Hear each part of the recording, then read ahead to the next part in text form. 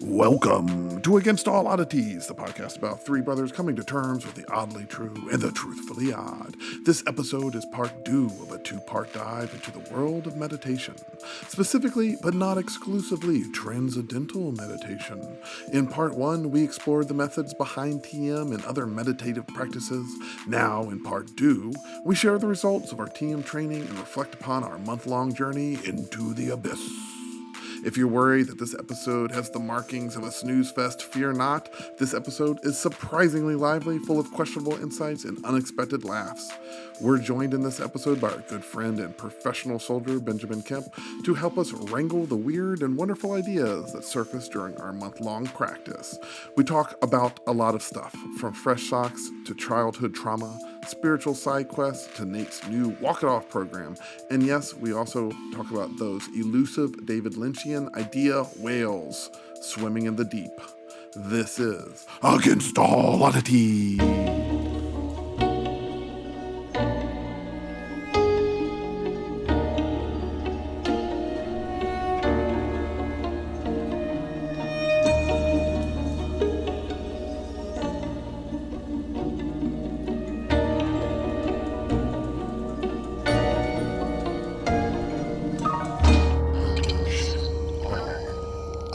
Right. Hey, welcome to Against All Oddities, where we talk about the weird, the strange, the paranormal, and all that other stuff, and sometimes the spiritual and the self-reflecting. As last month, you learned that we all explored Transcendental Meditation. I pursued an internet education on it. Chris is sort of winging it, and Nate paid people to professionally learn how to do it. I'm youngest brother Tim. Middle brother Chris. I'm Nate. And with us, we have Benjamin Kemp, whose voice you might have heard on the end of some Halloween episodes when we do like ghost stories, drunken ghost stories at parties. You have been featured, I think, multiple times. He didn't use his name. He went by the moniker first mate, I think. Oh yeah, oh, too bad. When he told his stories. But Ben was in the Marines and then the Army, and also happened to grow up 2 blocks from us, where Ben is Chris's age and his little brother Daniel is my age. One block, not even a block. Yeah. Either way, we hung out growing up, so he can call us on our BS if we make stuff up about how hard our life was or whatever.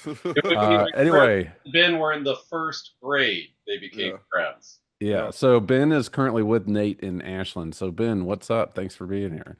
Yeah, you're welcome. Thanks for having me. Yeah, so I watch you guys. I follow you guys a lot. I'm on the YouTube channel.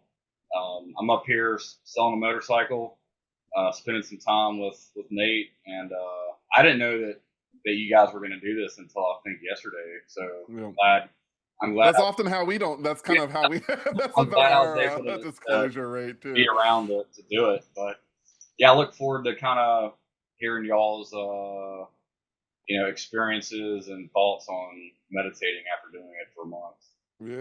Yeah. So it seems like, just having known Ben for a little bit, I'd say like you're fairly maybe traditional, growing up with a belief system, and then maybe into adulthood you're like, I'll hear what you have to say, like maybe with some more alternative thinking or beliefs. So we're going to use you as our litmus test to see if we've convinced you to try meditation, or if you're going to just sort of, we'll see how you feel at the end of it.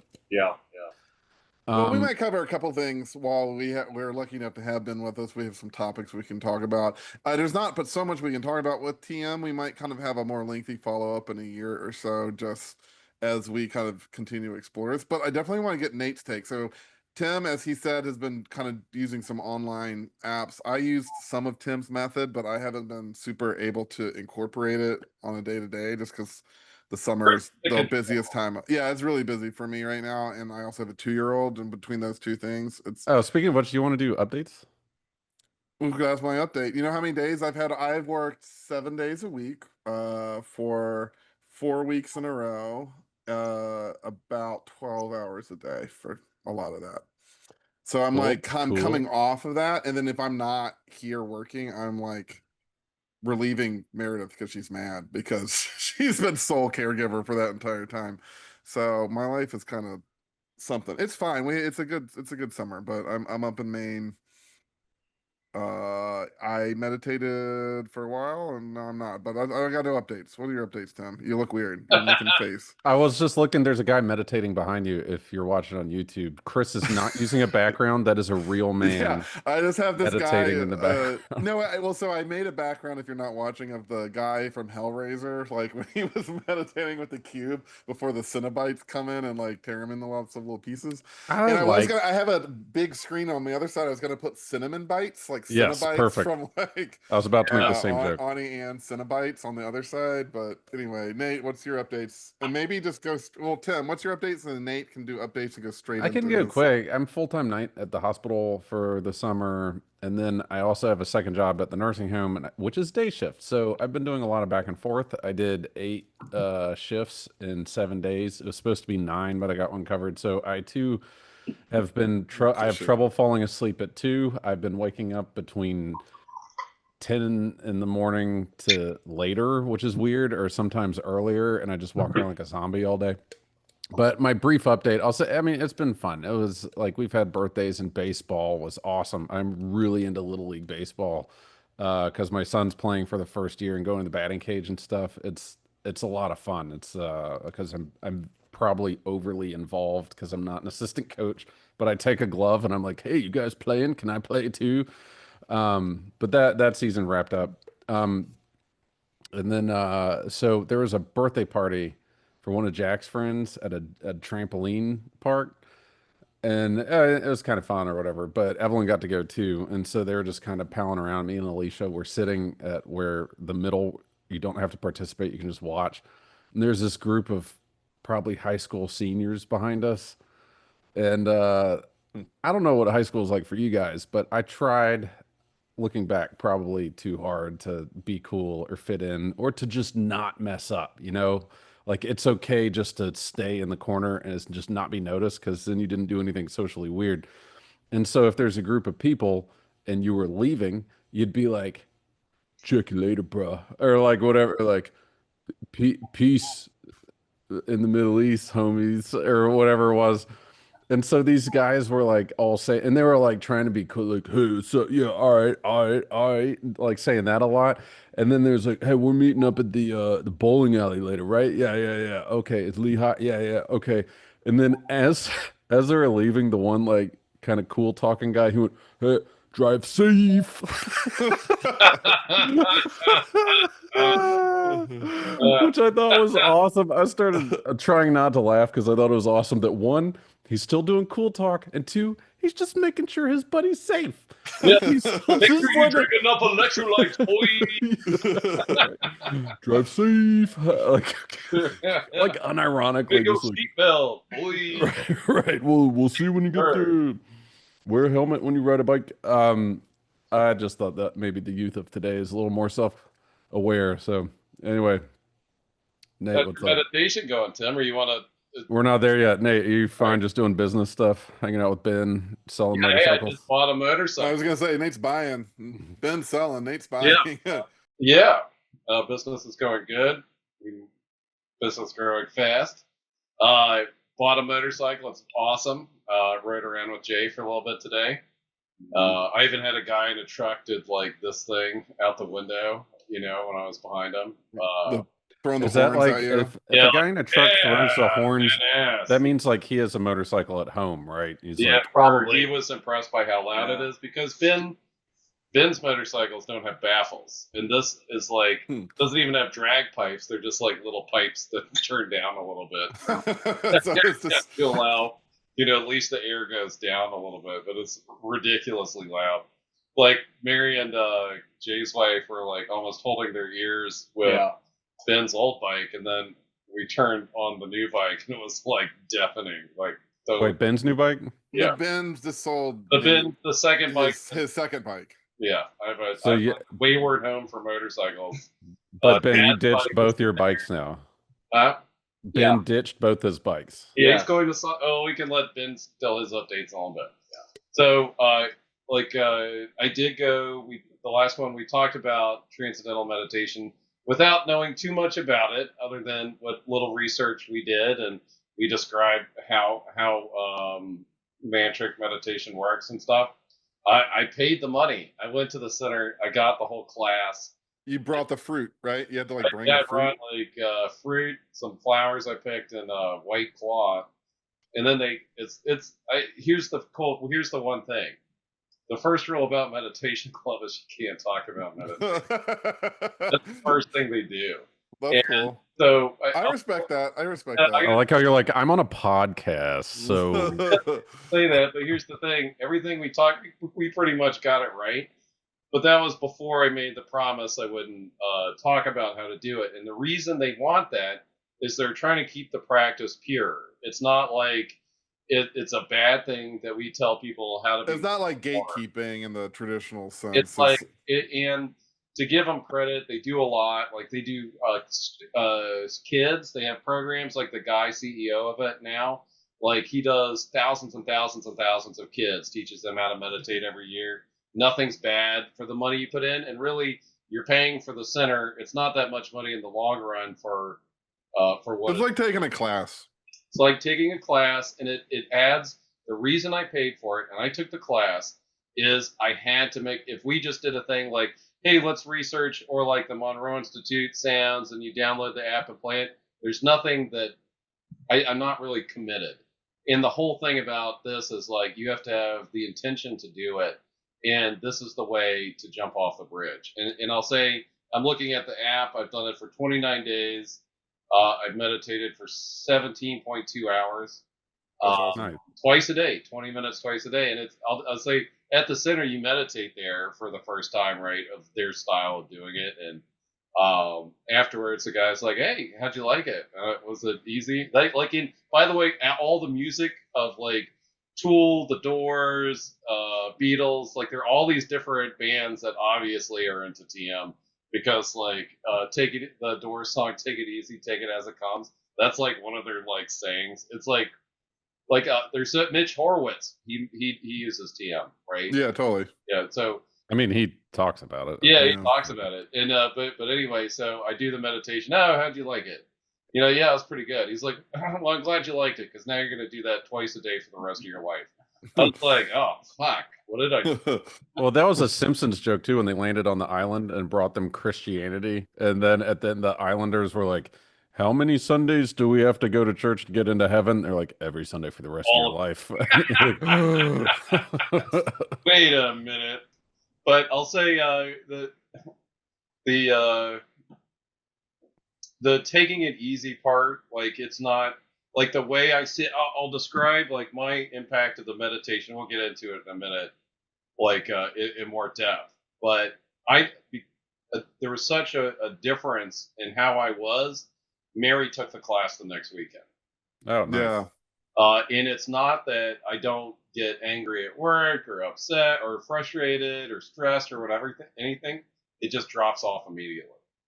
Is the difference. And the way I describe meditation now, or what transcendental or any mantric meditation, right? Like what it is you still think your thoughts, you can still have emotions or whatever, it doesn't matter. And it's kind of like music in staff, right? Like you have the staff musical notes going up and highs and lows and longer notes, and those are your thoughts and emotions. But you witness it from the sheet, right? Like from the staff. And so you see you have these emotions and these thoughts, but they're not impacting you at a level. It's like, oh, whoa, look at that emotion I'm feeling. Like you become the observer of your inner dialogue in your inner self. And by doing that, it's like freeing.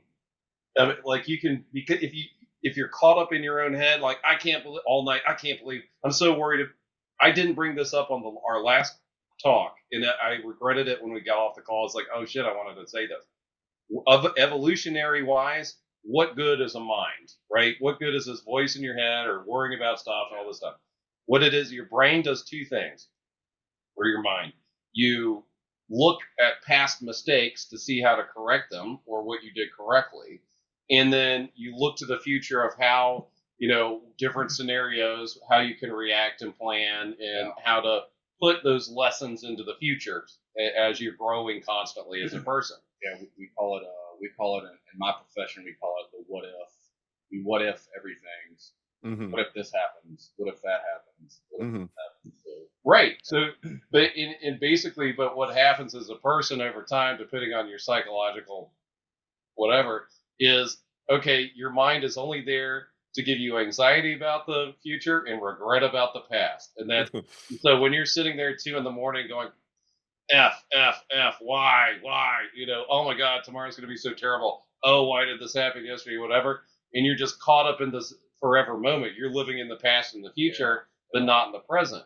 So meditation, all that does, your brain's still crunching. You're still doing the regret or pro the past and worry or try to plan for the future. But the whole time, you just look at it as the observer for a second and be like, oh, look at me worrying about that stuff. So that lingering and this is all I've seen for 29 days of doing it, is it just falls away. So when somebody pisses me off or something, I recognize that almost immediately. I was like, look how pissed I'm getting, instead of like getting caught up in it, right? You are not your thoughts. You're not your mind. It's like, but anyway, we could go into more details about benefits and all No, that. I mean, I did it because I was up here without the baby and the wife for a little over a week, and I was like, well, now's my chance. This is all I'm gonna get, because I knew it was gonna get a little hairy once they got here, and I did it. I was kind of following Tim's lead, some of his guided stuff, which I know isn't mantra based, so it wasn't truly TM, but it kind of was the kind of a similar, there's a lot of different meditation techniques, and even though this wasn't using a mantra, it was kind of had the same goal. I use a mantra with the stuff that I sent you. Yeah, I didn't do the mantra. I just was trying to like I mean, it's try to still figure pretty out how to good. make the Like, routine of it. mhm. Because I'm gonna do the class, because I'm gonna let Nate pay for it. I'm gonna do it. Nice. But I don't want to. I gotta get in a place where I know I can commit some time to it.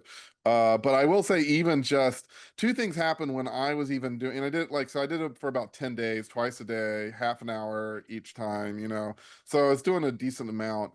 Um, and what I found, a couple things, I let my brain do its thing, but when the first 10 minutes, this kind of cool thing happened where my brain like figured out all the problems I didn't know I had. So it was like, oh, figure all these solutions out, because I'm very task oriented, very I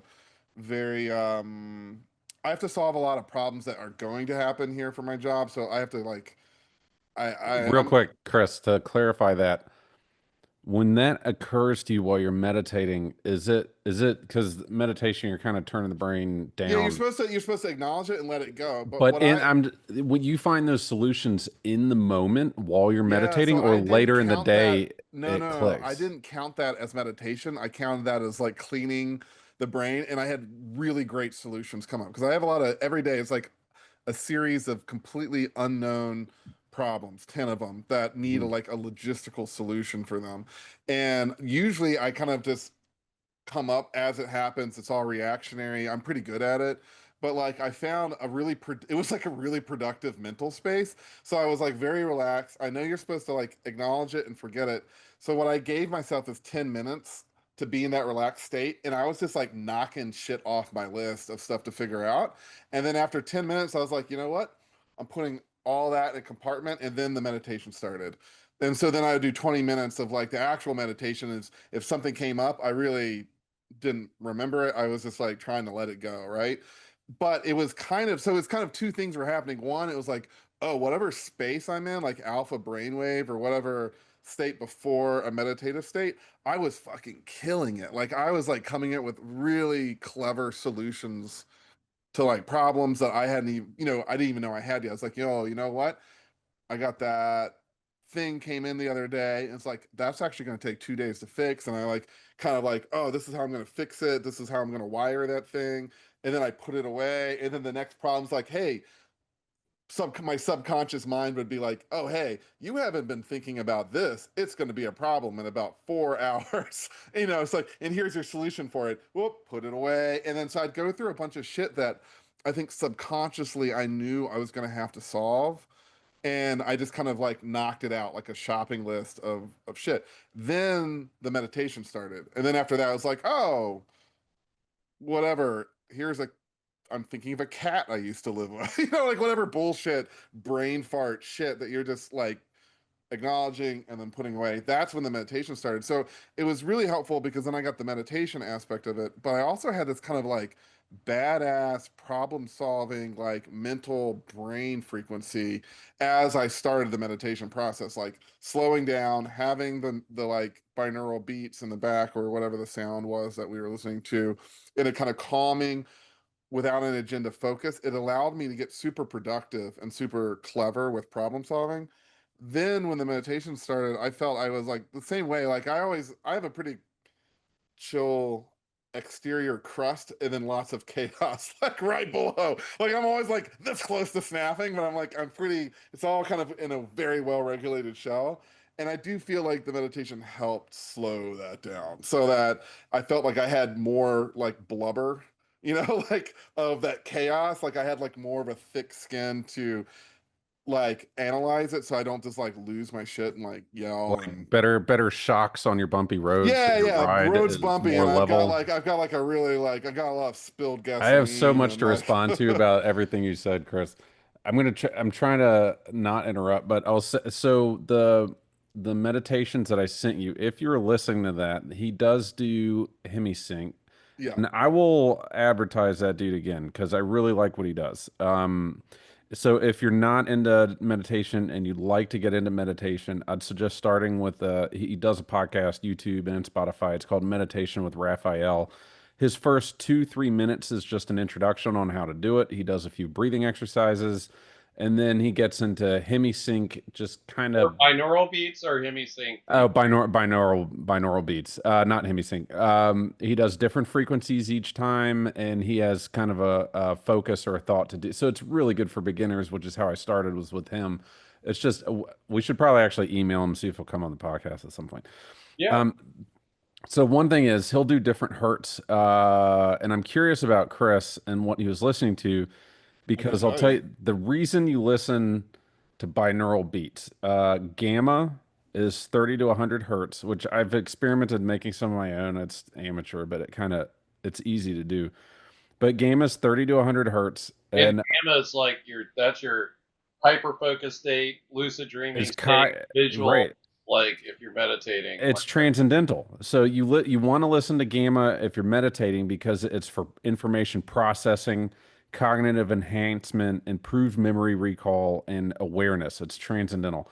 But if you lower it and you do beta, which is 14 to 30 hertz, it's improved focus, high level cognition, analytical thinking, and problem solving, and it stimulates energy and motivation. So Chris might have been 14 to 30 on that one. But I'll say there's also alpha, 8 to 14 hertz, relaxed mind, reduced stress, positive thinking, accelerated learning, flow states. Theta, 4 to 8 hertz, I did a REM, lot of those. yeah, Those sound REM familiar. sleep, deep relaxation, inner peace, meditation, enhanced creativity, dreamlike states. And the lowest is delta, 1 to 4 hertz, deep sleep, pain relief, anti-aging, reduced cortisol, access to the unconscious mind. So once you get into some of that, you have to sort of choose carefully which you're going to listen to based on your intention or your goal. The other thing is an Alan Watts quote. He addressed anxiety at length. If you ever listen to him, but a good quote of his is the no matter no amount of anxiety has ever changed the past or affected the future. So it's something to remember when you're just like really anxious about it. So Nice. I think whatever hurts Chris was in that problem solving area, which I think is cool. And it's okay. And the goal isn't to not think. The goal is just to, when the thoughts come, you just let them go. Like just looking at a leaf on the creek water just passes by so you can go back to your mantra and just do your Yeah. focus on the nothing. No, I'm definitely interested in it, and I You're just playing a Baldur's Gate character. Yeah. Instead of being in the first person, you're playing the game from a third person. top down. Top down Yeah. view. You can get more done that way. Yeah. Does the range hertz that you just described, they only really work if you're conscious, or could someone put a Oh, yeah, you can listen to it when you're asleep. I do it all the time. run Like through the entire hertz, all the different It could mess up your sleep, right? In some capacity, It because could. isn't your sleep pattern, you're naturally kind of going through beta, alpha, delta, right? Well, I'll say it depends on intention. So Ben, I wouldn't run the gauntlet is kind of what it sounds like. You do one and then work your way up or down of doing all of them. Yeah. I would choose one at a time. I got plenty of stuff on my I'll put it on a USB device. Yeah, it's so if choose a specific hertz with a specific goal. So if you're anxious or trying to sleep better or trying to figure out what's wrong or problem solving, you pick that one, and I'll try to like do a meditation separate from sleep because I don't want to fall asleep during it. But I will, when I lay down after a night shift, I have to use white noise or I can't sleep through the noise of the day, just like construction or cutting trees down or whatever. So if I'm like, well, if I need noise and I need to sleep, I'm trying to put on some like evolutionary next level human stuff. So I'll do Monroe because I have the Monroe app that Nate talked me into. Either the one that I'll talk about it later, I guess. If I'm telling y'all to remind me, I did one that turned out it was a medium training thing. Oh, cool. And that kind of some funny stuff happened. But like, I'll do the astral projection stuff and try to just fall asleep to that and cross my fingers that something cool happens. But even if I'm not like, jumping out of my body and running around the astral, like I still fall asleep. Yeah, it's, by the way, we're talking about the HemiSync app. You can download it in an app store. But Tim, did you try the Luigi Lucid Dream one yet? No. I made a playlist and I've been running the playlist. Oh, do the damn every time. So there are two on the, go to the HemiSync app. Every listener out there, just give it a try. It's worth $15 or $10 or whatever it costs for 1 month to try it out. The two things that I travel a lot in hotels, I never sleep right. It sucks to sleep the first night in a hotel or weird place. Two apps. One is Deep 10 relaxation, and it's just talking you down for like an hour to go to sleep. You'll never, if you make it to it's a 2-hour thing. It's just it's like over and over different ways to talk you down. If you don't fall asleep, I don't know what's wrong with you. The other one on the HemiSync that I like is Catnapper. He does it for 30 minutes. I haven't done the sleep ones. Yeah, and then the third one, my favorite, is the senses initiated lucid dreaming one.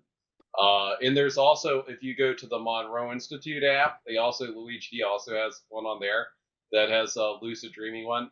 I kind of I've been listening to the HemiSync app, senses initiated one. And it's like, I did this, a hypnotist taught me this too. Luigi's a hypnotist, like that works for the Monroe Institute. That's his profession. And now he's like this meditation guy. But he got into lucid dreaming and he meditates in his lucid dream, which I do too. I'm starting to get back into lucid dreaming. That's some Jedi shit right there. I took the time off. I took like 6 months off just to like deal with work and not lucid dream. But that one is great. It is so good. You got to listen to it, Tim, because no matter what, you might not lucid dream, but your dreams are going to be bonkers if you listen to his lucid dreaming tape as you fall asleep. I'll give it a shot. Every time. Even tonight. Like just for 5 minutes, his voice is so sleepy.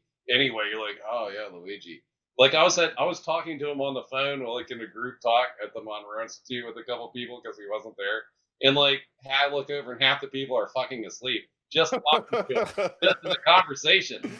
And I was like, what about mugwort? I think that works. He's like, that's a placebo. I was like, it's not a placebo. It definitely helps lucid dreaming. He's like, you're full of shit. It doesn't do shit. It'll knock you out though. It tastes like doo-doo and it does not taste good. Anyway. No. So I've been using that app. I've been using the Gateway Experience, the mediumship, and I close it off my playlist, which is Voyage to the Other Side. This is a whole night you listen to this? It's a playlist, man. I just put it on and I lay down and fall asleep. Holy shit. This is a picture of Tim behind me. That's like, you're gonna Alicia's gonna come in. It's gonna be separate from meditation. You're gonna be hovering above the bed. Exactly. That's the goal. That is Tim's the gonna goal, come on this Nate. podcast next month, and I'll tell you, all the pleasures of Tim's hell. gonna come on. There is no Tim, only soul, only soul. If it takes me there, it takes me there. I'm riding the Hey, wave, Nate. I support you, man. I got So it. I will say, all right. So I'll try to go through my TM quickly. I have not been consistently doing it for the past like 8, 9 days, and I can tell a difference. I feel like my fuse is shorter. Like you have to do it, or you go back to where you were, and where you It's a were fuse thing. is Not to interrupt you, but you're right. It's a complete fuse thing. Like my fuse is like way longer right. when I did While it. you're doing it, it's not just the fuse. I felt when I do it consistently 2 times a day, I feel like I'm taking antidepressants. And because I'm pretty sure, and I mean, we don't have to get into this, and I'm not trying to offend anybody because I have like a background in healthcare. I think I'm on the bipolar spectrum somewhere. And when I do the meditation stuff, I'm not. Like, I'm just all like kind of leaning towards the good side, high energy, like everybody's awesome. I don't say bad things about people. And then I dropped it about 8 days ago because night shift, I haven't been exercising, I haven't been doing the meditation. My schedule's messed up. And then suddenly, like, I have a little bit of a temper again, like starting to come back. The fuse is shorter. Like I feel frustrated at times, and that wasn't a thing 2 weeks ago. And the only difference between 2 weeks ago and now is I was doing meditation twice a day. So I believe in it. I believe you have to do it. You have to do it consistently. You have to do it every day because your brain just fills up with just shit, and you need to flush the toilet. And then You're resetting your computer in the 20 minutes. yeah, you All you're doing defrag is resetting your computer. And for Chris's point, like what Chris is doing too, what I meant to ask is like really like in our modern lifestyle, you are stimulated 24/7. Your phone, TV, news, social media, look at all the work. Like you're like completely stimulated. What is 20 minutes, 23 minutes, whatever, that gets out of you? Like just be able to like not look at your phone for 20 minutes is a win. I bet if our listening audience stared at like I don't know, a pencil sharpener for fucking 20 minutes and not their phone, they'd be like, I don't know, I'm doing the pencil sharpener thing. I feel that was 20 minutes you weren't staring at some terrible shit. You were actually just staring at a pencil sharpener or like a pretty rock or whatever, the stick, whatever you fucking want to look at. Like the human brain, think about our ancestors for eternity. Like until like not even 20 years ago, really. Like even when we were kids, the four of us would be in the woods or riding on bikes or something.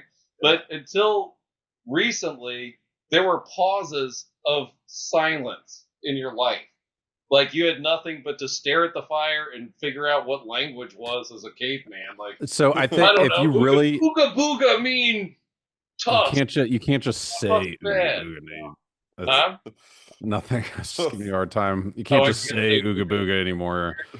Because there's Neanderthal people based on the DNA I think testing. our family has a higher rate. I'm pretty sure we are Neanderthals. Like 99%. All of our DNA came back as 99.9% Neanderthal. Yeah, Dad did his DNA 23andMe, and they're like, we're not sure you're entirely. They just human. sent back, right? They it's sent just back like Carol Brothers and Ron, whatever his name is, Ron Perlman. Ron Perlman, yeah. They sent back a Far Side comic as the results. No, shout out to Mary for the creator of Hellboy that keeps like liking her art and reposting it. Oh no way! Cool. I love Hellboy, so yeah, that's awesome. I'd really do a shout out, but I wasn't. Hey Nate, guess what? This is a recording. Mike Mignola, yes, Mary the artist, Nate's wife, is amazing. Go check her out, Mary C or Mary Chermonte. MaryC.com, MERRYSEE, Mary C. So Mike Mignola, the Hellboy comics, likes her art and apparently follows her on Instagram, which is amazing because Hellboy is awesome. And he keeps reposting her stuff when she reposts stuff. God, that's so cool. That's so cool. So the TM stuff, I'll say. So I have to do it for it to work. Surprise, surprise. I've been doing the meditation with Raphael, and what he does is a guided breathing for about 2 minutes, and then does 20 minutes of a binaural something. Some of them are better than others. Still meditation. You're transcending, but that is not the taught traditional transcendental meditation. It's not. I know it's not. But I highly. A lot. I'm just clarifying for Now that I'm in the cult, I have to be. Well, I highly recommend it for beginners. It's But a there's cult because you only pay it once and then you're a lifetime member. So it's. oh well, I have paid nothing, so that's why I I kind of like this one. yeah. So I'm sorry, Tim. No, it's okay. But there's something called the SOAS, PSOAS meditation exercise. So I had this same conversation with somebody, one of Alicia's friends from school growing up, who I don't want to get into his business, but he's in Roanoke. He's a lawyer. He's a real like traditional, pretty conservative guy. I don't know what to say, but he realized he took a step back and was like, I was traumatized as a child based on the religion and the format that my parents brought me up in. And then his self reflection is amazing. And I just talked to him a little bit about it. And he got into like, I have to be aware of my surroundings. Maybe the occult isn't just Satan and then you brush it off. Maybe they made some points. And he's his very historical, objective, analytic mind that went into all this. And he was like, you have to look up the SOAS exercise ahead of time, which I feel guilty. I haven't started. He was like, transcendental meditation is great. Meditation is great. There is childhood trauma that everybody experiences, or that if you experienced it, you can't just meditate. It's like cleaning the rust on your car. You got to knock the rust off first, and that's what the SOAS does. So you bust it up with the buster, and then you meditate, and it cleans it all out. So there's still schmutz in your brain if you're not doing this busting exercise first. So he was like, it made a huge difference. Like meditation is great, but you do this first and you're going to excel. You are limiting how far you can go if you don't do this. And so I'll share the link with you guys. Heck yeah, I want to. But it's supposed to like supercharge it. It's like knocking the grease off before you clean the dish. I really don't think it matters what you do. If you do anything that's like for self improvement and good, and No, like it's awesome. you just put your for 20 minutes. I'm gonna put my phone down and pat my dog for 20 minutes straight. I have a feeling your day is gonna be a little better than if you doom scrolled for 20 minutes about bullshit. Yeah. All right, stick a pin in that real quick. So when I did the TM for a while, I did both the Raphael with the You didn't do TM. You did a transcendental form. transcendental meditation. I did not do true TM like Nate's Cool Kids or whatever that he has to pay money for. I won't pay money. I won't pay money to think. I won't pay money. Not that I can't do it. I can't do it. Everybody needs a teacher. You're but paying money to I can't learn how to I do it, can't not to think. Anyway. No, but anyway, the I've done it without it. I've done it with it. Emu version. Well, Nate is such That's all what in. As soon as he I pays know, money. Now, TM I joined stands the for. cult. We're the best, of course. All right, no, Yeah, here's the Tim is thing. Nate Timu paid money meditation. so he feels that he can be condescending about people that just like to meditate. Elitist meditator fuckers. Yeah, sorry. I read books instead of have them read to me like Nate does. I know. Nate has his Feel grapes better. lower down and he's fanned and he's like, "Oh yes, I enjoy this." You I'm like thinking- audiobooks? I love them. I have to pay somebody to read the book out to me while I fall asleep every night. That's great. So, okay. Oh, you don't have a person who's your audio guy? Yeah. Yeah, you don't want to. Sorry, Nate has a personal assistant meditator who's just sitting there like, "Yeah, Yeah, you're meditating so good right now," like rubbing his head. You're so good at this, Nate. Yeah, You should like ride that a motorcycle. Sean Connery accent goes. It's like a Little John, but for meditation and like. Yeah. Exactly. And not from Robin Hood, from the early 2000s hip hop. Yes. we get that. As Chris is playing that in the background now. And it got a little weird for me. The meditation. Yeah. And I'll tell you what. The last time we talked in TM1, I would meditate and I could picture my head was like a sunroof opening up and all the bubbles of thoughts would just fly out. And then I'd close the sunroof. And like I could, that way I could like, whatever thoughts were there, you don't judge them. You just let them happen, see them out to completion. You just let them go in a non-judgy way. And I was feeling amazing from it. And then the other way was like, because sometimes I have trouble like getting into meditated like state. The other one is we have property in Bedford and we have a creek and there's one spot that's my favorite spot. And so in the meditation, I'd picture myself being under the water, completely under. And sometimes I was big, just normal size, laying down in the water and just letting the water flow through me, and it's taking all the thoughts and all the debris and everything with it until eventually I was thinking about nothing and just went through the mantra stuff. But sometimes I'd lay in the creek and I was a little tiny thing, like a little piece of bacteria, and the water was massive. And it was still the same thing, though, just floating through. I didn't have control over what size I was. I'll just pretend I was in the creek. And then every now and then, I'll just do the meditation. And then for about a week, and I can't explain this, but I will preface this with, and I feel I can include Ben on this too, and Nate, and Chris, and myself. We're not criers. We don't cry very much. The only two times up in movies when I like get choked the hero up. was going to do something badass, I get like, oh. But that's where it stops. You get choked up, and that's where it stops, right? Yeah. Ben, are you there too? Like that? The more I'm more inclined to choke up, but I agree. The older I get, the more it's like I get his point. harder. I get his point, and he's right. Like it's not been something that was expressed as a positive trait growing up by our older male, You don't do it. Uncles, fathers, like you just didn't do that. You didn't do it. No. Tim's continuing it. Mom texted us on Father's Day and said she loved us, and Tim texts back immediately like, are we one of those feelings families? She did. She said, "I'm proud of you all. I'm proud of you all as fathers, and I love you." And that's my response was like, "I thought we only said that when we left the country, or like we were when we might die, when we were being punished." And Mom's comment too was like, "Well, my parents never told me they love me. I never once in their life." Exactly. That's why she said, "I've made progress. I've made progress because my parents never told me." Texted us that she loved us. I know that was a big deal. Or dad, like same thing with our dad, our whole family. Like there's love there, but you don't have to talk about it, right? No, it's not that you don't have to. You don't.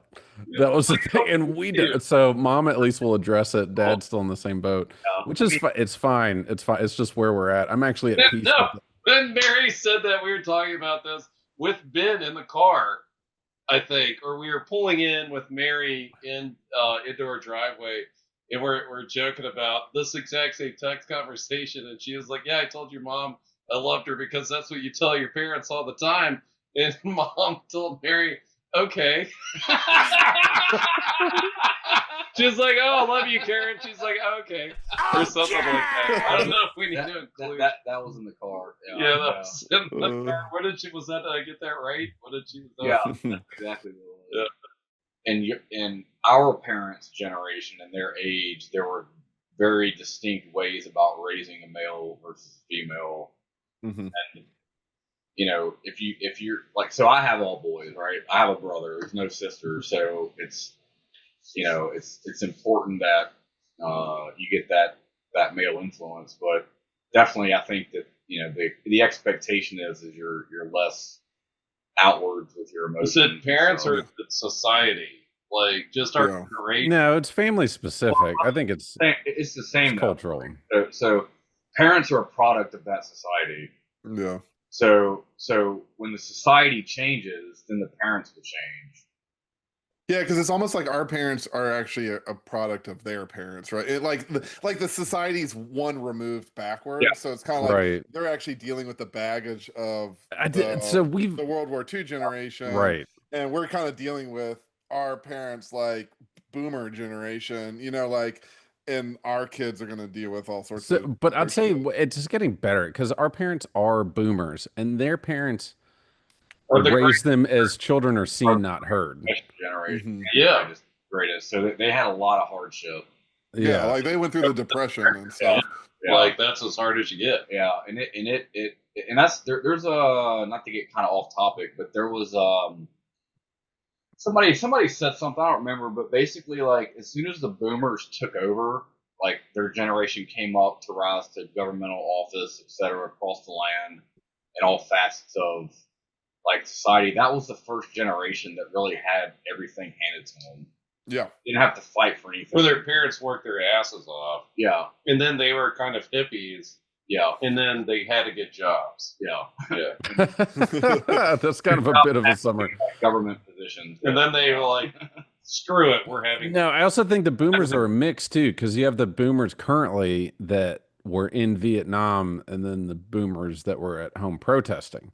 And so now there's this clash, and I wonder if that kind of led to some of the division in politics where we're at now. Is like I had to kill a lot of people and saw my friends get shot versus like I disagreed with the government's ability just to send us to death and kill us for saying I don't feel like going to this guy.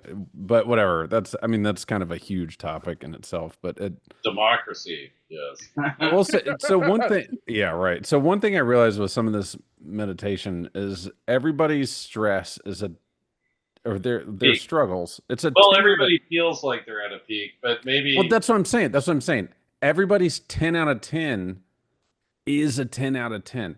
So when you have, and this is what I realized because I think one of my kids was like freaking out about something, and they Which were kid to shame them?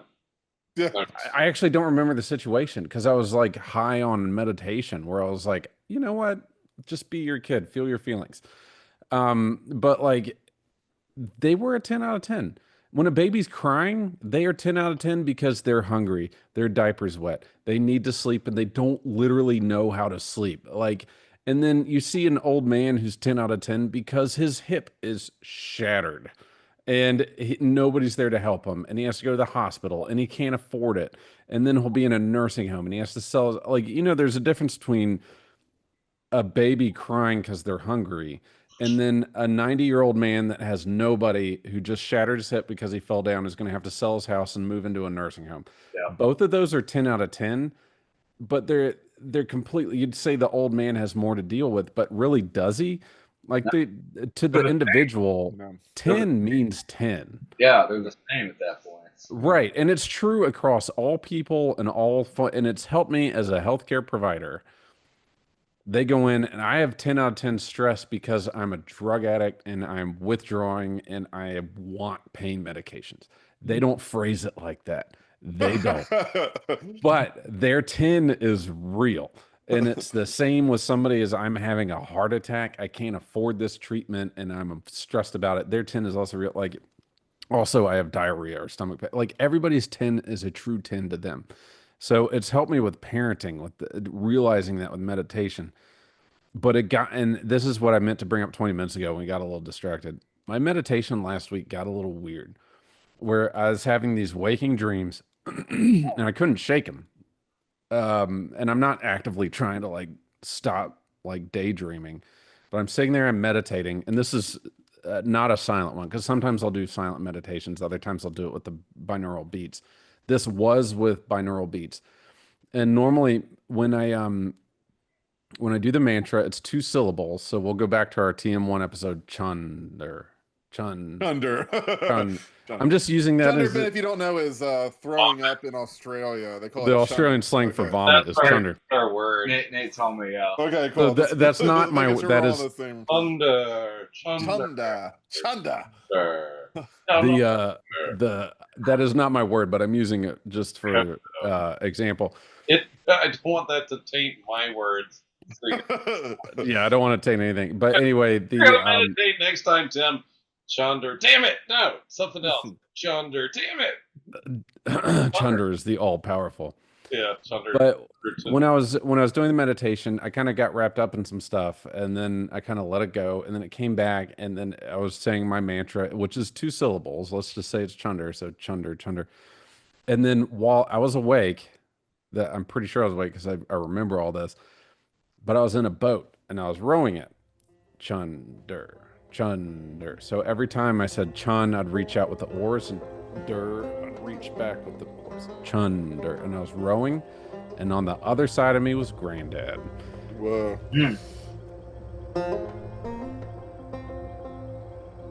And I couldn't The change Colonel it. Granddad, right? Mom's The Colonel. father. And he just, but see, he was just sitting there. He was fine. He was just smiling, and he was, as I remember him, as an old man, not a young guy. But I thought I was supposed to have this conversation with him, and I was like, well, you're a bubble in my brain. I need to open and then get rid of the bubble. So I like open the sunroof. Nope. But it was really pretty. Like I was in, the water was Newport News, but instead of this brackish, muddy water, it was normal water. There were green trees overhanging. It was really nice. So I enjoyed 20 minutes just paddling the boat with Granddad. That sounds amazing. What a great experience. It wasn't bad. So this is like 8. Don't tell Mom about it. But I'm not. So that was like Mom needs to have that boat ride so she can have some words. But here's what's fucked up. So the next couple of times I'm saying it, and then the boat keeps happening, and I cannot ditch the boat. Right? Why ditch it? It seems awesome. I don't mind it. So I rolled with it the next couple of times. And so it's the same, and it's really relaxing. I'm just on the boat. Granddad always there? I'm rowing. No, I looked up, and it was my kids, and I'm like, we need to have a conversation. But the kids are young; they're their age now. And then but there's no conversation to be had. In my head, I'm like, we're supposed to have a conversation, but I'm supposed to be the one to say something, and I don't know what to say. And so I just, nothing happened. We're just rowing, right? So this has happened with a couple of family members, but the ones that stand out are the boat with Granddad, because that was the first one, and it was lucidly real. Like, it was kind of fucked up. And then with the kids, it was pretty graphically detailed. It didn't feel like a dream. I was just rowing a boat with the kids sitting across from me on a bench in the rowboat. And here's the most fucked up part. This happened like a lot, like 8 times total, maybe. And that's a rough estimate. Maybe 6, maybe 10, somewhere. I kept going to the boat, but it wasn't bad. It was kind of nice, so I liked it. But the biggest one was the most recent, and I actually haven't meditated since then, is Chunder. I'm Chunder. And then I'm like thinking about it, and then I'm on the boat, and I look up. I'm old, and the kids are rowing. Whoa. Oh, nice. Yeah. That's better than where I thought you were gonna go with some like Luke Skywalker shit, where you're on the other side and you're like, staring at myself. No, but I'm sitting there and like my kids are rowing the boat. I'm like, oh, I fucked up. They're here to have a conversation with me. Like, something is unresolved. I'm slipping. That's what I was getting ready to say. Is your granddad, seeing him first and then seeing your kids second, A, means that make sure you're a good dad, but B, it could also mean that you're going to be a future granddad, which you probably know that already, right? Yeah. And so it's like you're seeing evolutions in your family, Tim, like on that boat, like the possibilities, which is. It's everything about the boat's consumed the boat consumed my meditation practice. Because now I'm not meditating. I love it. Fine, leave it. Like, work it out. I think it's great. It's fucked up because you're right. The boat represents, right? What are you doing? You're traveling. You're moving forward. You're taking action and intention in doing this. Moving forward, and then you're taking in. People are along this journey. You're taking a journey, and these different people are on a ride. Like, so, Granddad's riding with you on your journey. Your younger kids are riding with you on your journey, and then you're riding with your kids on their journey. Right, and that's why I won't ever fight the boat if I start meditating and I see the boat, because if any of these people in real life at any point had said, you know what, will you paddle me on the boat for an hour? I'm like, yep, let's do it. If my kid said it, if Granddad said it, if Mom said it, like if anybody was like, you want to go on a boat for a while? Like, hell yeah, I want to go on the boat. It could also be like, go on the boat. Granddad is Granddad, so he was kind of like, out of all of that generations from our various grandparents, he probably had the most need to have a conversation with his children and the least likely to have done it. like he lived through the most wars, and he had the most kind of repressed emotions out of all. Am I mistaken that didn't he carry shells for the Germans in World War I? But you can't believe everything he said. But yes, he did live in Germany during World War I. But he was like 8 years old. But then he fought for America in World War II, which was the big one. He was in the Air Force. Yeah. Well, he was in the Korean War too. There was a lot of stuff going on there, but regardless, he lived through the Depression. He was an immigrant. I mean, he had a tough life, but His stories were amazing when he stories shared were them. yes, but he also had the most unfinished conversations with his 4 children. Like all 4 of his kids have beef with their dad. You know what I mean? Like I don't think it was because he wasn't sensitive. I mean, he's an interesting guy, and we remember him through our parents' memories, and our parents' memories, like the slogan we were tell each other as kids, like you can't make granddad mad because he'd hit you so hard the blood would splatter on the other roll. Like that's something we joked about. You know, like he was a pretty intense. He dude. never hit anybody. No, well, I don't But think he, so. Plenty of but people. he threatened it enough that we believed he would, right? But he sent his kids to Catholic school where they were abused or slapped or I whatever. mean, he made some mistakes. I'm not gonna lie. I mean, we don't even need to talk about the Philippines, but right off the air. We'll continue off the air. But anyway, regardless, he had the most kind of unresolved emotional issues with his. He was ready for the boat. He was ready to get on the boat. One for the boat. But I will also say. That's where I'm going, Nate. The untold stories about Granddad was he was a fucking pianist. He was a music major. Like he had a very vibrant emotional spectrum that he had to repress in order to survive. Right. I think what people don't realize, and people being us that knew him, he was a concert pianist. Yeah, like and would only listen to classical music and would swore he could hear when a string broke on the violins in the middle of a but exactly. So anyway, there's a lot of nobody heard him play that. Maggie said she heard him play piano once in her life when she visited a friend's house and they had a piano and he sat down and he played some amazing concerto and piano and he stood up and was like, well, and everybody was drop jawed and he never spoke about it and never played it again in front of her. And she was like 11.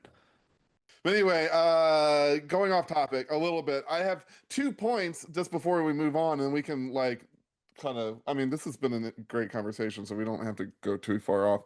But I need to talk about 2 things. One, just because it's been I have to bring it up.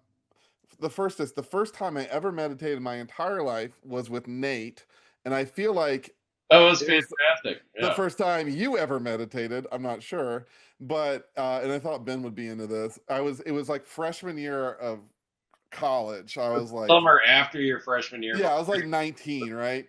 Yeah. And Nate just moved into a house out of the fan, and I was visiting, and we were like drinking like some beer or something, and this crazy fucking storm was rolling on the horizon, like maybe a hurricane. Memory. Was I there? No. Okay. You might have been. Well, no. What happened is we got that in our heads, like. No, there was a party the night before, so we were like, I had spent the night, so that's why we were there. I like crashed at your place. The whole summer there. Oh yeah, I lived there. And with Ken, but the concept was, let's go sit in a thunderstorm and not move. So no, but it wasn't just a thunderstorm. It was like looked like a hurricane. It looked like Armageddon rolling on the horizon. I woke you up at 1 a.m. I was it was pouring down rain, and we're like, go outside. We're gonna go outside, cross our legs, and meditate, and no one can move until the storm passes. And so I was like, fuck yeah. And so never having meditated in my life, never having really sat cross-legged for more than like 5 minutes at Taekwondo, like next to Ben, but like. We go in the backyard and we watched for 2 hours. We sat without moving, in the middle of the night in the big thunder. As this like monster storm just rolled in, and I think we kind of maybe phrased it like in a samurai sort of way. Like it was like we have to like we need. I'm talking about when you were listening to Godspeed. No, it's before Godspeed. Well, we probably were. Oh, yeah, we're definitely listening to Godspeed You Black Emperor. but anyway, that was the first meditative experience, and it was like one of like initiation, I think. It was pretty intense, though. Because it was like lightning was like striking nearby, but we did not move. We just sat through the thunder. It like broke my hips. I had never sat cross-legged that long in my life. It was fun. I remember it well. Yeah, I remember it well. First meditation. So anyway, that was us at 19 and 22. Now you can only meditate if there's a thunderstorm. That's what I'm waiting for. I'm waiting for lightning. I have. So, I can only do it if I'm like Highlander. You know, I gotta like have my sword. It's gotta get struck by lightning. On top of a mountain. And two, the other thing I have to mention, but Tim was away and now you're back. The boat is crazy for me, Tim, because that was a big experience for like my identity is meditating in the storm with Nate. And the other one was on the boat, that rowboat in the river with Tim when I when the was plug fell out. 6 years old. Tim was 4 years old. And we finally got permission to take the rowboat in this like shitty. So it's a tidal creek, and what they would do is tie the rowboat, which, by the way, is ultra dangerous in any case. They tie the rowboat to the dock that's in this low tidal creek that's mostly mud, but it comes up and down. Yeah. You could have a motorboat, but only if it's... No. But here's the thing. I got permission to untie the boat. I'm like 6 years old. Tim is like 4. We start rowing the boat down, and we get maybe 200 yards away from shore, and the plug falls out, and the boat starts sinking in like the most disgusting water ever. And Tim, gross water. I remember this. I remember this is like clarifying. Poor time. movie. And I was like, shit, but I didn't want to freak Tim out, so I'm just like, yeah, it's fine. I row to an island. And we get off on the island. I remember being on the island and packing it with mud, right? Filled the boat with mud and grass to try to make a temporary plug, which we knew wouldn't last, but we thought could maybe last enough to get about the quarter of a mile back to the place. I had to cut you off to prove that I remembered this too. 6 years This was old. an intense deal because I remember what happened when we got back. We got yelled at, but I'll let Chris Picture a finish the story. 6-year-old and then a 4-year-old. We were young. We were far away too. We were far. Chris, where we each had a paddle, but Chris took over and he took both oars at one point Because we were sinking. We were almost because we were sinking. And I rode, and I had no skin left on my hands. I was like bleeding everywhere because it was like. So anyway, it was like, but we Mom did didn't it. appreciate your survival. We survived. The both of us. Tim played it cool. I played it cool. We got creative with like making a brick as like 6-year-olds out of mud and hay on an abandoned island. And then we made a dash for it, and Tim helped row too because I didn't have the strength to do it all by myself. And like we get there, and the boat basically almost sank. We got yelled at because they thought we were Because just the boat was around. muddy. We filled it with mud. Yeah, they thought we were just fucking around. But there was like, it was like a very clarifying moment of like, what type of person are we gonna become? Like, you know, and like, so when Tim's on the boat with Granddad, I like immediately went back there. It's like the boat is maybe psychologically more imperative than you might think it is to the average listener. I don't know if you remember, but Uncle Jim took us out and I fell off the boat. He had to jump in the water to get me. I remember that, yeah. So that was actually fell off that boat too when she was the same. I remember being in the water and splashing and looking up and splashing, and then suddenly we were on the land. There was about 5 minutes that I blacked out, but that boat had a lot of close I'm just saying there's a lot to unpack here. Anyway, we've been talking for like an hour and a half. Hold on. Conversation. Hold on. Last thing, and I should have brought this up before I brought the damn boat up because the boat. Well, everybody's on their boat, right? While we're on the boat, let me say that it's been 30 years since I've heard that story. Yeah, I know, right? I remember you saying that way back. Yeah, I remember telling you about it. And I was like, wait a minute, this sounds familiar. And then I'm like, oh, I know where you're going with it because he's told me this before. Yeah, as like a 10-year-old, I told you that story. It's like crazy. Ben. Yeah. Is this level of meditation something you'd be willing to try or something you're interested in based on our experiences? So from what I've heard, the short answer is yes. And the reason why is I think the most compelling is the boat, the boat ride Tim had and the people he saw and what that meant. Because there is that is an onion that you could unpeel for years to determine what that really kind of means and what. But I think overall it's a good thing to do. I agree that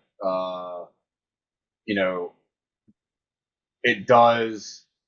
Like I've never done it. I've done like I said in the beginning, breathing techniques, but I do that at night to kind of just prepare myself. Right. What do you do? What's the breathing technique? You breathe in deep, you hold it. And then you exhale out slowly. But like in an equal amount of time, probably. No, Or... it's Okay. so it's like a 3 second inhale or whatever, and then maybe a 4 second exhale.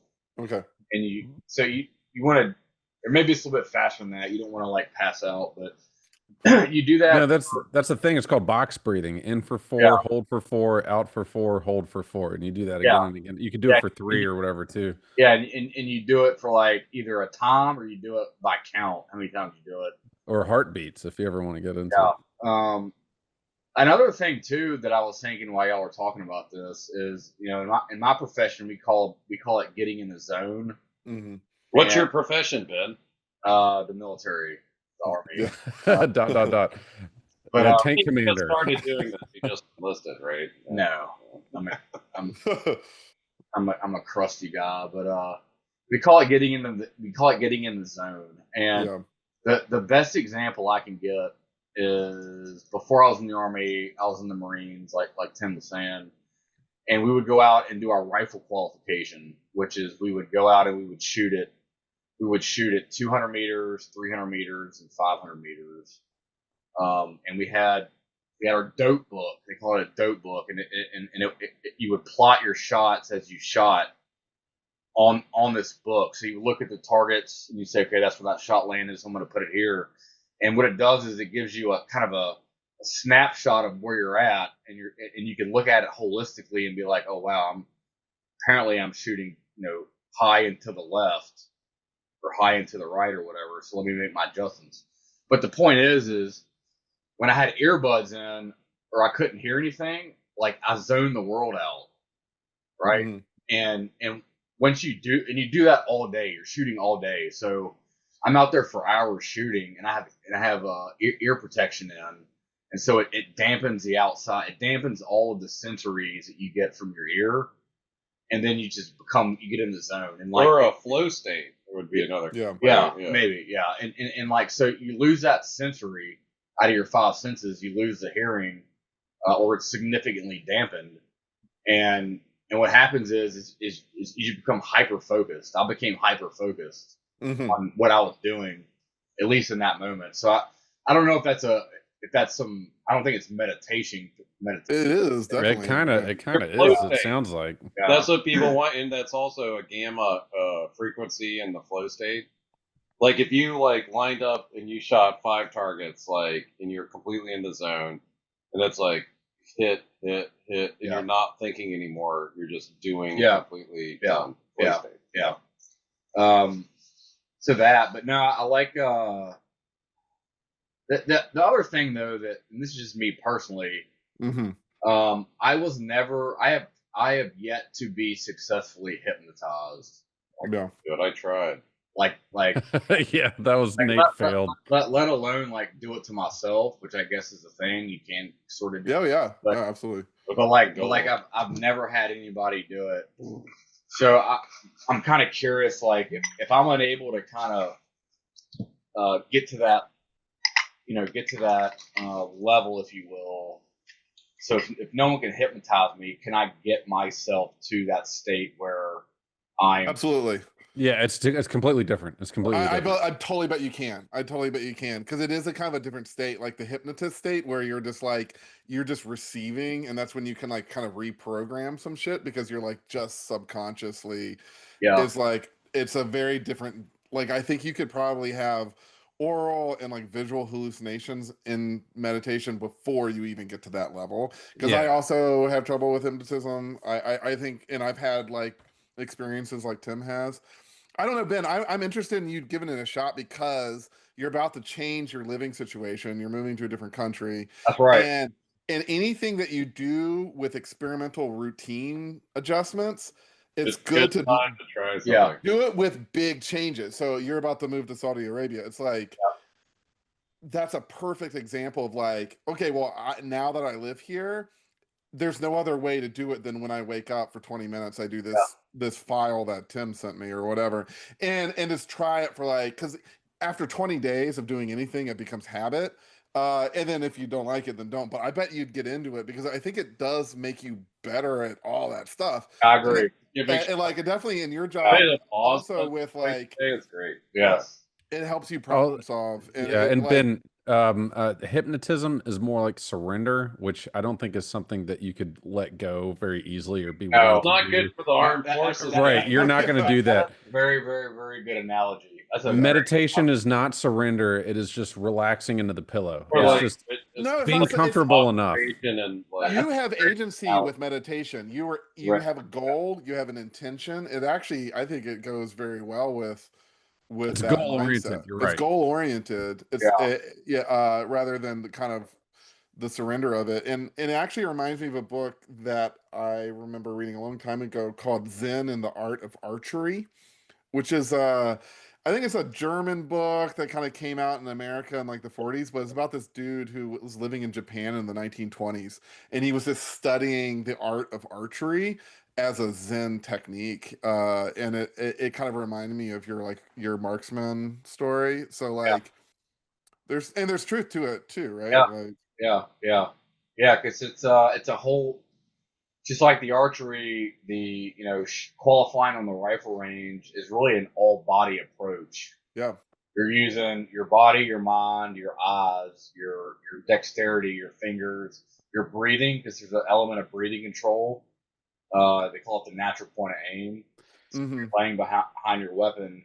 What you Dude, Ben, you are primed to meditate. Yeah. Everything you're saying is, if Probably you is don't see it, better just meditating don't see than meditation, all of us assholes. right? Yeah. Not as surrender, but you need to level you want to level up, right? We worry You're about primed. mess with HR, old people, hips. Ben's in a life or death situation like 9 times. I know, but here's the thing. Like, what just turn your brain off. You do your job. Right, no, Ben, you're playing Contra, and suddenly you hit the football, and it drops an M, but M stands for meditation, not for machine gun. Yeah. Come for it. You want to pick it up. For You it. pick it up, then suddenly like you're I don't mind. glowing. I'm going past the M and You just start running with your legs crossed, but you're like hovering. Fred is so much better Well, than that. so we were was it? No, I was talking to Mary actually. What and maybe you guys can corroborate this. It seems like, and this is kind of really weird, right? But it seems like, and I know, like people say, well, of course it is, but it shouldn't be. Like, so when you get older, why does it seem like things that you just kind of shrugged off when you were younger become more important now, and they become issues potentially, right? So I guess what I'm saying is for me personally, yes, I'm mature. I have life experiences, but I have less patience. I have, I get maybe angrier easier, which is probably part of less patience. I'm less agile. I'm less excited, because I'm getting older. Like the experiences that I sought to kind of find out about, I did that already. So for me, I think meditation would be a good tool to kind of, like either reset or flush some of those negative. Hold on, Ben. I absolutely. sent Chris and Nate the part, so specific. Remember earlier in this conversation when I talked about that lawyer, he specifically had childhood trauma that he didn't realize was trauma. And so meditation for him didn't work until he did this SOAS or whatever exercise, because it specifically addressed childhood trauma. Because remember when earlier we said a 10 out of 10 is true, whether or not you're a baby or you're a soldier in a war or an old man dealing with a nurse at a nursing home. Like if somebody's stressed at a 10 out of 10, it is 10 for them. It is true. Yeah. And what you're told as a child is shut up, be quiet. That's not true. You just need to get over it. Like all this stuff. So you never process this. You were never validated that it was a 10 out of 10, no matter what it was, whether it was like you didn't get a Nintendo game or you got the shit beat out of you by some supervising whatever authority. I mean, not your parents or your teacher or somebody. Bully at school. Or a bully at school or something. Like your 10 was legit, but you were told it wasn't. Yeah. And so now you need to process it. And Walk suddenly it you off. realize You're still walking it off 40 years later. like you're rubbing some dirt on it and you're walking it off. But here it is now, your current 10 out of 10 Billion stress dollar levels. idea, Tim. $1 billion idea, the walk it off program. I've already tried to sell that as 10 cc's of walk it off. Yeah. And That's our whole program, like Tony Robbins' program. You got to come do the Carol Walk it Weekend off. retreat. It's called Walk It Off. And you do walking meditations, and you like, you know, or No, you but it's a thing. rowboat, and then Tim pretends to be like your granddad. Or It's you great. can call it Motrum and change your socks. But all right, so sorry, but Ben made a Oh, we really good talked point. about the socks. If you're ever sick, no, if you're ever really sick, like legit sick with the flu or COVID or something, or just really stressed or anxious, and you buy an expensive pair of socks and you put them on for the first time, socks. your life is better. I don't New care socks where you're at. Hey, I love new socks. Well, so, Brand new socks makes your life better. so in the field as a grunt, the two things that would make things a million times better was brushing your teeth, which you think is like, yeah, why would you not? But we're talking like in the field, and in some Dude, I barely brush my teeth. Yeah, on a daily basis. cases you can't because Yeah. you can't shave if you're in patrol base operations. You can't shave because the enemy will smell the shaving cream. And it'll smell. Ask that guy from Predator about that though. Yeah, but Because he didn't have shaving cream. that's right. Yeah, He was just shaving raw dog in it. Dry shaving. Yeah. Yeah. So forgot what You else. interrupted, Tim. You ruined Ben's flow. Sorry, I just texted him the exercise. No, you like brushing your teeth and what else? And the Changing. socks. Oh yeah. So like making a bad situation in the field much better were those two things. Changing your socks, because as a grunt, your feet are always wet and fucked up. Excuse my language. Yeah, And you're fine. so changing the socks and brushing your teeth. That's why our corpsmen, our docs would always say, change your socks. Because it was like a joke that they were putting back on us. All right, but here, Ben, We knew that, but they're like the medical like experts, so they would just like tell us what we knew already, which was bullshit. but I'll tell you, you're an adult. You know this because you're an adult. You can change your socks. You can brush your teeth. Yeah. These problems make sense to you, but as a child, they didn't. Mhm. And so, and nobody, and here's the problem with, including myself and Chris and Nate, nobody goes back to their childhood and says, change your socks, brush your teeth. You go back to your childhood and there's a confused kid that's trying to figure shit out, that's 10 out of 10 stressed or sad or had something happen or was yelled at by their parent over something minor and they don't understand why. But as an adult, it completely makes sense. But as a kid, it's a foreign language and it's scary to you and you're sad and you don't know what guilt is and you don't know what like the whole situation is, and you've never addressed it. So that's why you look back on childhood things as an adult. Even it doesn't matter if you're like tough guy military or like wimpy guy Nate or like normal guy Chris or like whatever, or like really strong guy Tim or like whatever's going on. But if you don't go back to your childhood and say, oh, when I was a kid, I was 10 out of 10 sad, and here's why, then it never gets better. And so when you say like, how come I keep thinking about stuff when I was a kid? And I'll say, and this is true for a lot of people, including myself, and I don't have all the answers, but this is just stuff that I've noticed. When you're a kid, you keep the happy and you don't pay attention to the sad or the confusing. And so you keep, that's why I lean on like, do you know how many times I've beat Contra by myself, remembering you, Ben, and Chris at Ben's house? Because Chris and Ben would play Contra till they could beat it without dying, which was amazing. Yeah. And then it was my turn to play, also and I'd play with Daniel or Ben or Chris, right? And I did pretty good. And then suddenly Nate moved to college. Chris is in high school hanging out with other people, and I'm at home playing Killer Instinct trying to beat it without getting hit. And Chris and Nate are like, Ironically, Tim is the best video game player of all four Right. of Well, us. he was even as like Guess a 4-year-old. fucking Russia. why though, right? Trauma. This is what I'm getting back. Like you pay to our We hobbies. traumatized him so bad at Nintendo. No, our hobbies are formed around what makes us feel better from what we're missing, right? And so it was really easy for me to lean into Tomb Raider on PlayStation 1 or Resident Evil or whatever the fuck, and then to talk to you guys about like, you know what? I'm sad that we're growing up and all of a sudden I'm a little brother that has to be by himself. Like, do you think that's a question that a 14-year-old asks? No. No. Do you think it was because you were playing Tomb Raider with Tool, the animal record? I mean that is 100% what it was.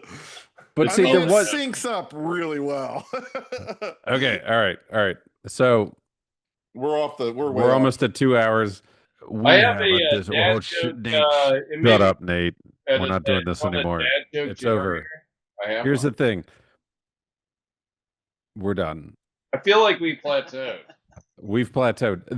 We're here we go. We are experiencing diminishing returns on this conversation, which is what one of the cardiologists told me when I kept fucking with them. And so I said I'm going to steal that phrase, and I'm stealing it now. We're experiencing diminishing returns with this conversation because I was making fart jokes.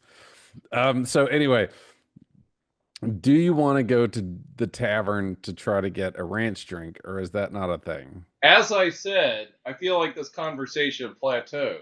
Okay, shut up. No, Nate, don't say it yet. Don't say it yet. Shut up. Shut up. Get it? We have a Discord.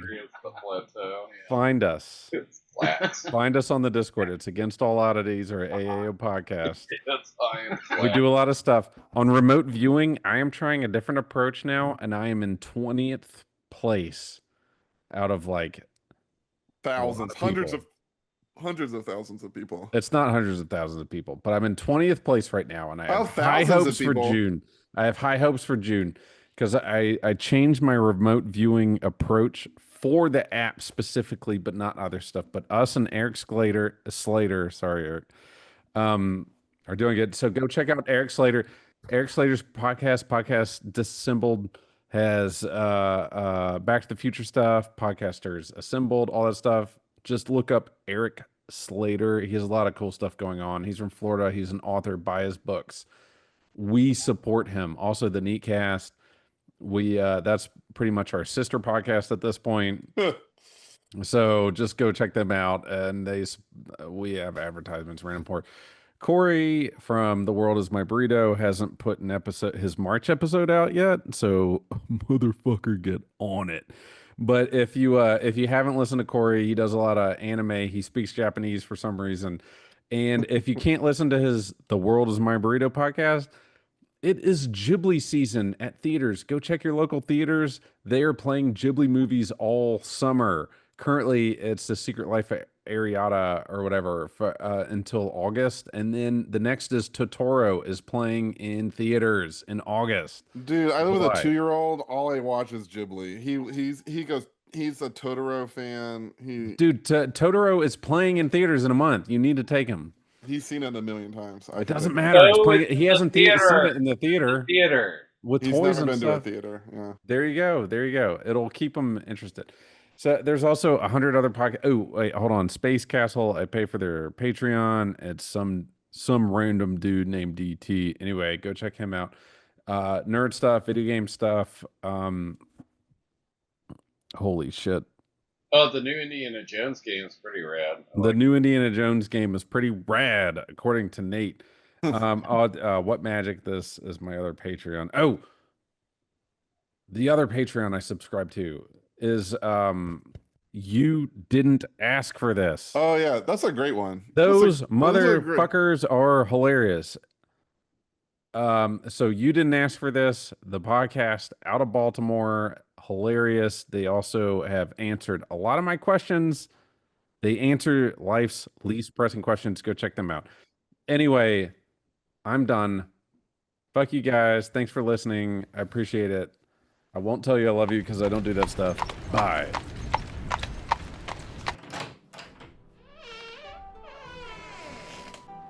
Hello. I'm a barkeep. You can tell the difference between me and the other one because I look different. Anyway, I exchange drinks that are alcoholic and taste like ranch dressing in exchange for jokes if they're good enough. Now, do you folks who just came into my bar have any jokes willing to exchange for my wares? I have like 20 jokes, but you know, I'm looking at the pennies, like take a penny, have a penny, like a joke. Yeah. Anyway, so let me just start out. Let me see if I can't win a drink. So I found out the other day I was colorblind. That one really came out of the orange. I kind of like that. So I'll get the glass out. I'll get it ready, but I won't pour the drink yet. Yeah, all right. So That's pretty good. Yeah, it's pretty good. These are not good. Oh my god. So, like, this goes back to last week's jokes, or last month. So a burger walks into the bar. The bartender says, "I'm sorry, we don't serve food here." I enjoyed that. Okay. I mean, these are all terrible. Even even my dolphin puns, they're terrible on purpose.